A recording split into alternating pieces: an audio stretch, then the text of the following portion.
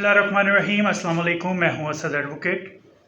एक शख्स की वफ़ात के बाद उसकी विरासत की तकसीम का मसला खड़ा हो जाता है, जो कि बहुत से लोगों को नहीं मालूम होता कि उनका हक़ कितना है।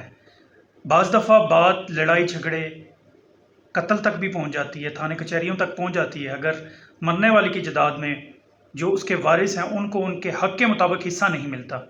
एक शख्स जो फोत हो चुका है, उसकी बेटी का, उसके बेटे का, अगर वो बीवी है तो उसके हस्बैंड का, अगर हस्बैंड है तो उसकी बीवी का, उनके बहन भाई का या माँ बाप का कितना हिस्सा होता है। और अगर हमें हमारा हिस्सा नहीं मिलता तो उसके लिए हमें क्या प्रोसीजर अडॉप्ट करना होता है, उसके लिए हम कैसे अपना हिस्सा कानूनी तौर पर ले सकते हैं, ये सारी बातें हम इस वीडियो में जानते हैं। वीडियो को लाइक एंड शेयर ज़रूर करें और चैनल को सब्सक्राइब करें। Thank you.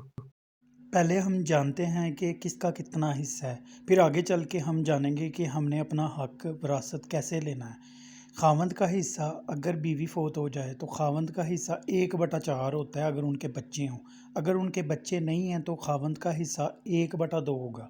यानी कि बीवी फोत हो गई है और खावंद के बच्चे भी नहीं हैं, यानी कि मियाँ बीवी दोनों के बच्चे नहीं हैं, तो खावंद को 1/2, यानी कि 1/2 का मतलब होता है आधा हिस्सा। तो खावंद को जो है उसकी जायदाद में से 1/2 यानी आधा हिस्सा मिलेगा। अगर एक शख्स के बच्चे हों और उसकी वफ़ात हो जाए तो उसकी बीवी का उसकी विरासत में 1/8 हिस्सा होता है। ये तब होता है जब उस शख्स के बच्चे भी होते हैं, लेकिन अगर मैयत के बच्चे ना हों तो बीवी का हिस्सा बढ़ जाता है। अगर बच्चे ना हों तो बीवी का हिस्सा 1/4 हो जाता है। यानी कि अगर बच्चे होते हैं तब 1/8, लेकिन अगर बच्चे नहीं होते तो बच्चे ना होने का भी हिस्सा जो है वो बीवी को मिलता है, और फिर बीवी को बच्चे ना होने की सूरत में 1/4 हिस्सा मिलता है।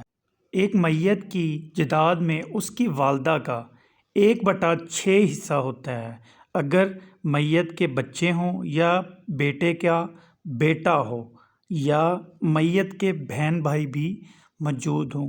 उस सूरत में माँ को 1/6 हिस्सा मिलता है। लेकिन अगर मैयत के बेटे भी ना हों, बेटी भी ना हो, ना बहन भाई हों, तो अगर ये वारिस मौजूद ना हो तो वालदा को भी उसका डबल हिस्सा मिलता है, यानी कि फिर वालदा को 1/3 हिस्सा मिलता है।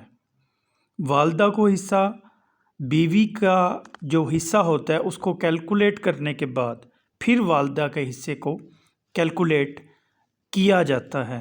मैयत की विरासत में बेटी का हिस्सा 1/4 होता है। ये उस सूरत में होता है जब बेटे मौजूद होते हैं या बेटा मौजूद होता है। लेकिन अगर उस मैयत के बेटे या बेटा मौजूद ना हो तो बेटी को 1/2 हिस्सा मिलता है। 1/2 का मतलब हाफ, यानी कि आधा। अगर 2 या 2 से ज़्यादा बेटियां हों तो उनके दरमियान जो हिस्सा है वो 2/3 होता है। 2/3 से मुराद के हर बेटी को 2/3 हिस्सा मिलेगा, बराबर की तकसीम हो जाएगी। मैयत की विरासत में बेटे का हिस्सा 1/2 होता है। अगर ज़्यादा बेटे होंगे तो वो उसी मिकदार से, यानी कि ज़्यादा बेटों की सूरत में उनको बराबर हिस्सा आएगा। मैयत का वालिद, बाप, फादर, डैडी, जो मर्ज़ी आप कह लें, तो अगर वो ज़िंदा होगा तो बाप को 1/6 हिस्सा मिलता है। और यहाँ कुछ लोगों के लिए बात हैरत का बायस होगी कि दादा दादी का भी हिस्सा होता है मैयत में। दादी का हिस्सा 1/6 होता है, जबकि दादे का हिस्सा भी 1/6 होता है।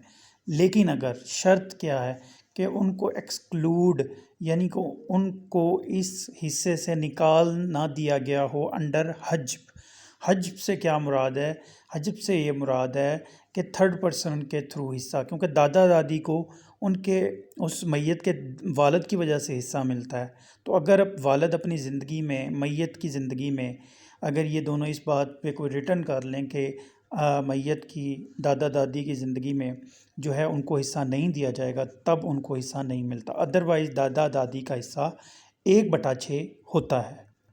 बहन भाइयों को, मैयत की बहन भाइयों को हिस्सा सिर्फ़ उस सूरत में मिलता है जब मैयत की औलाद नहीं होती।